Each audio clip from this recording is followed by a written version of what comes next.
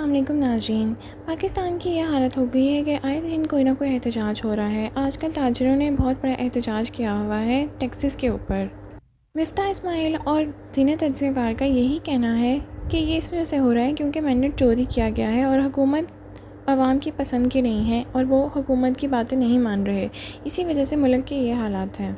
तो क्या ऐसे हालात में बस यही एक रीज़न है कि पाकिस्तान की ये हालत होती जा रही है, हर चीज़ में तबाही हो रही है और रोज़ एहतजाज किए जा रहे हैं, जिस पर फवाद चौधरी का कहना है कि अगर यही हालात रहने हैं तो इलेक्शन का क्या फ़ायदा, डेमोक्रेसी का क्या फ़ायदा है।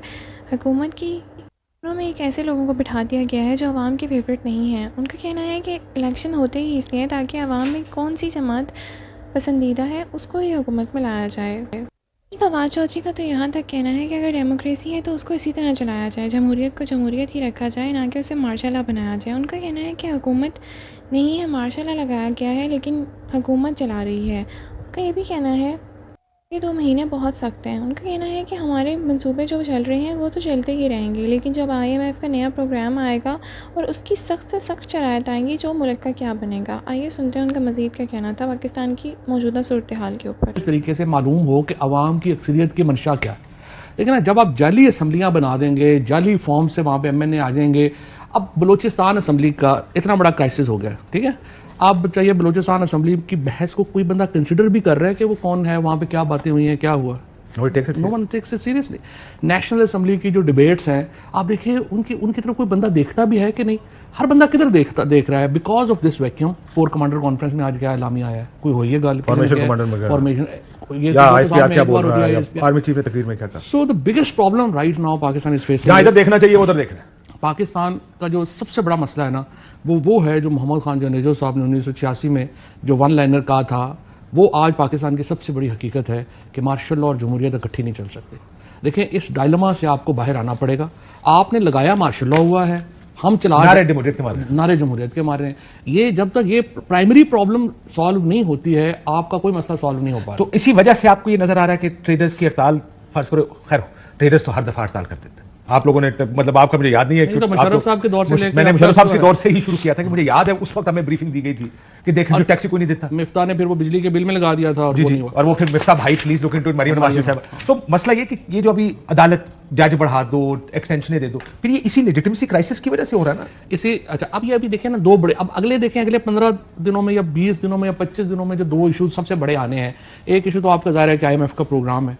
आपने सऊदी अरेबिया से $1.2 बिलियन लेने हैं और $5 बिलियन का रोल ओवर लेना है, चाइना से रोल ओवर लेना है। ये हो जाएगा, मेरा ख्याल है ये हो जाएगा।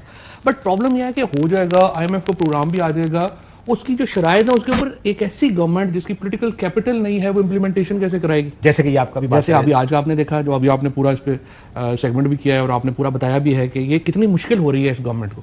अच्छा, और फिर दूसरा उसके बाद है जो जुडिशरी के साथ खेल खेला जा रहा है। बस आप बताइए कि और खामखा हम ब्रेक में बात करते हैं, लेकिन आस्क अ स्पेसिफिक क्वेश्चन।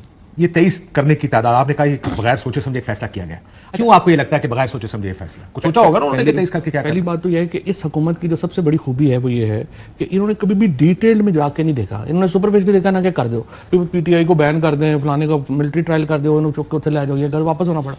अब ये यहाँ पे देखें, अगर आप 23 कर देंगे, मुझे बताया मंसूर अली शाह की सेहत पे क्या असर पड़ेगा। आप 50 कर दें भाई, अगर जजेस कमेटी या चीफ जस्टिस ने बेंच बनाने हैं या जजेस कमेटी ने बेंच बनाने हैं, वो 3 जजेस आएंगे, मुनीब अख्तर साहब और या आफरीदी ने मिलकर बनाने हैं मंसूर अली शाह साहब के साथ बेंच। आपका प्रॉब्लम यह है कि आप मर्जी के बेंच चाहते हैं और तो कोई तरीका, और ये बेंच, ये 3 लोग आपको मर्जी का बेंच नहीं, मर्जी का बेंच है तो मर्जी तो नहीं की चलेगी फिर। तो आप मुझे बताइए, आप ऐसे, अच्छा फिर ये मंसूर अली शाह चीफ जस्टिस हैं, मुनीब अख्तर चीफ जस्टिस हैं या आफरीदी चीफ जस्टिस हैं। आप आने वाले मुस्तकबिल के 4 चीफ जस्टिस के साथ सींग फंसा के बैठ गए हैं कि नहीं अभी बेंच हमारी मर्जी के बनाए। देखिए, नहीं बनाने उन्होंने। उसकी वजह यह है कि फेयर विद आप, ये डीपन होगा क्राइसिस जुडिशरी के साथ। मुझे तो जो लगता यही है कि जबरदस्ती डीपन हो रहा है, कोई उसकी तुक नहीं बनती कि क्यों डीपन हो रहा है। क्योंकि देखिए ना, जब फैसला आया भी था, ये जो फैसला आया था बैकफुट में डालने के लिए बयानबाजी हो रही है उनको, रिजर्व सीट, लेकिन उसका क्या फायदा होगा? फायदा नहीं है। लेकिन आपने इस्लामाबाद हाई कोर्ट के जजेस के साथ क्या क्या नहीं कर लिया। बयानबाजी नहीं, आपने उनके रिश्तेदार उठा लिए, आपने गायब कर दिए, आपने धमकियां दे ली, आपने सुप्रीम कोर्ट के 2 जजेस को धमकियां दे ली, उनके फैमिलीज को धमकियां दे ली, तो वो बैकफुट पे तो नहीं गए। तो देखिए, एक लिमिट होती है बैकफुट पे जाने की। एक उससे ज्यादा दीवार से आप ज्यादा लोगों को लगाएंगे, वो आगे से बिल्ली भी झपट पड़ेगी। आप लोगों को दीवार से लगा रहे हैं इस वक्त। और आप फिर इसमें एक चीज ऐड कर लें, ये बात आखिरी पॉइंट में आप बोलते हैं। देखिए, this is not limited to supreme court. जो सारी हाई कोर्ट्स के जजेस हैं वो ये समझ रहे हैं कि उनका खड़ा होना ज़रूरी है जुडिशरी को बचाने के लिए।